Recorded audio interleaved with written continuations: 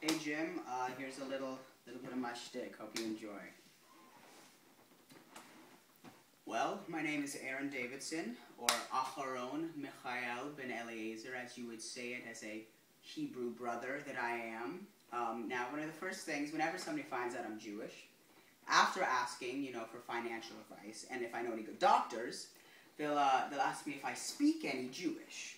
And I'm always, do I speak any Jewish? No, I don't speak any Jewish. Oh yeah, that's, normally, I guess if you're in Israel you speak that. No, well, it's actually Hebrew is what the language is. It's Hebrew. But I do see you speak some pretty fluent, it's a good dumbass you got going right there. Oklahoma? No, Arkansas. I knew Arkansas. I knew it was one of the two. I wasn't sure. But I do have some of those traits that may often be associated with us Hebrew people. I wouldn't call myself cheap. I'm just fruitful. I like the word fruitful more. And one of my favorite things with money is change. I love change, coins, nickels, dimes, all that stuff, because I think the greatest thing is paying for something with exact change. Everybody gets excited from this. When you pay with exact change, it's like you just won something. And the cashier loves this too, because now they don't have to punch in numbers and figure out, 2 cents back. They get so excited when you give exact change. And I think even the people behind me in line get excited. They're like, look, he just gave exact change. That can still happen. And of course, when people say this, they say, why don't you just use a credit card? But there's something with cash that when I feel like I use cash, I'm getting something for free. I feel like I give this paper and they give me this. When I use a credit card, I can literally feel the money leave. I can feel and I feel that. But when I have cash, I'm just ready. I'm using the cash, ready to use the cash. But as good as exact change is, there is nothing worse, nothing, than having the total be like $5.01 and not having the penny. There's nothing worse than not having that penny. And people know this. This is the worst possible situation if you are paying with cash and your total is something and a penny. So people go through this whole act to try and do this. So you can always tell when somebody does not have this penny, because if you have the penny, you just pay the penny. You just give the penny to the person. There's no communication. You give the money, you go, it's happy. But right when talking comes, right when you say something to that cashier, you know it's on. Because nobody talks to the cashier. But they start out with, five and a cent. Okay, well, here's five.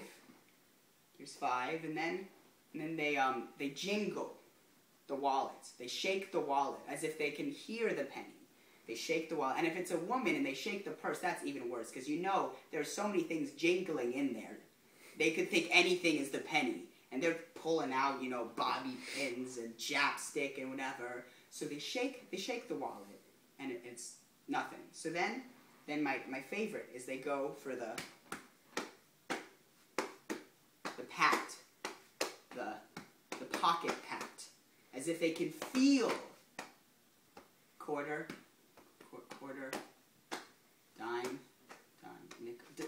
No, that's not a penny. It's a button. I can feel it's a button. They never actually go into the pockets and check.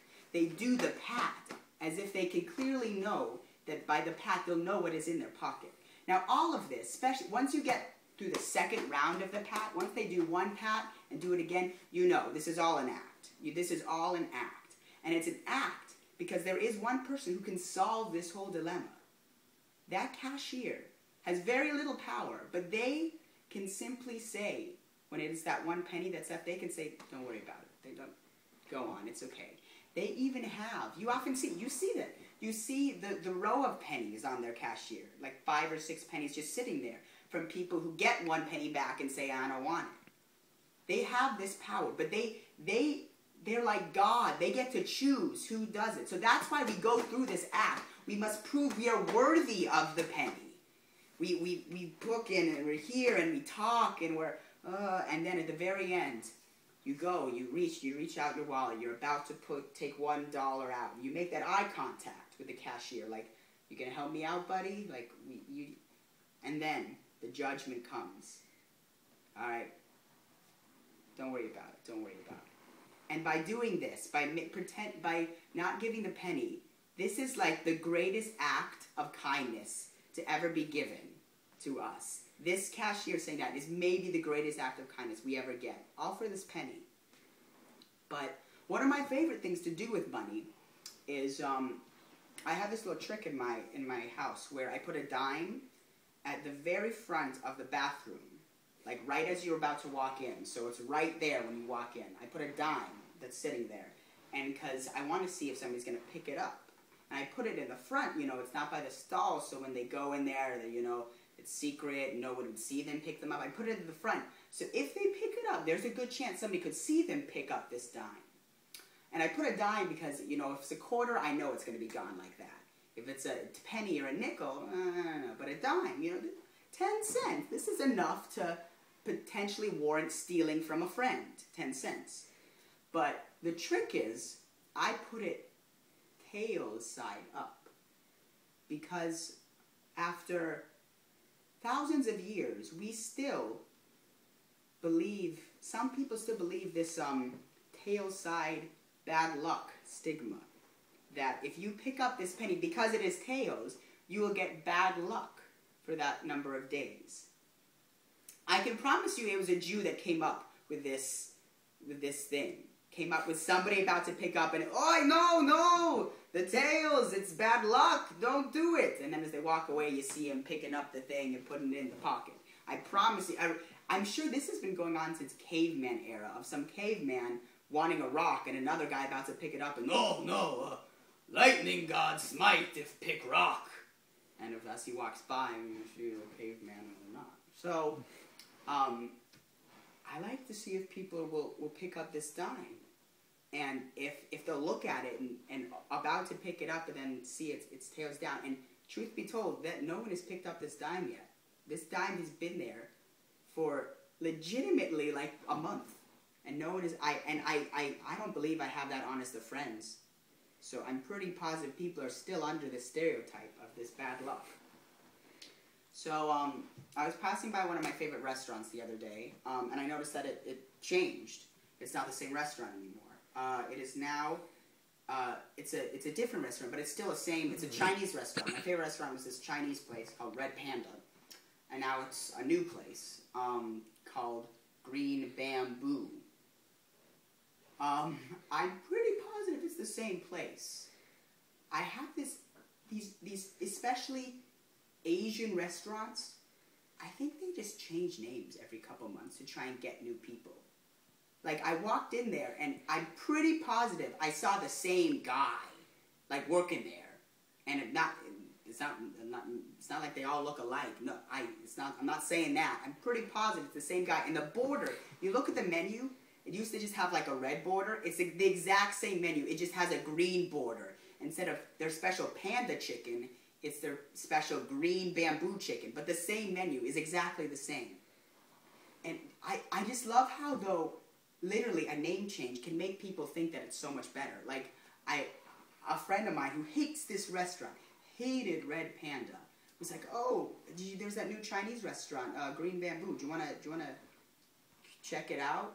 And hey, I'm pretty positive that's just Red Panda. Like, it's the same place. No, it's like, I've heard it's great. It's a new place. It's way better than Red Panda. You call them up, and they're like, hello, Green Panda. Oh, damn it. Oh, hello, Red Bamboo. They don't even know their name yet. They're not even And I think this happens with all sorts of restaurants. And even with restaurants, I love how when people won't go to a certain restaurant, they'll go to this, but they won't go to Red Panda, but they'll go to Green Bamboo. And it's even better when, my favorite is when I'll say to a friend, hey, you just want like some fast food, you want to go to like McDonald's or something? And they're like, yeah, sure. So you drive over, you go there to the closest place, and it's a Burger King. And they're like, I thought we were going to McDonald's. Oh, I forgot. I confused the two. The Burger King's like right here. McDonald's is like across the town or something. So Burger King.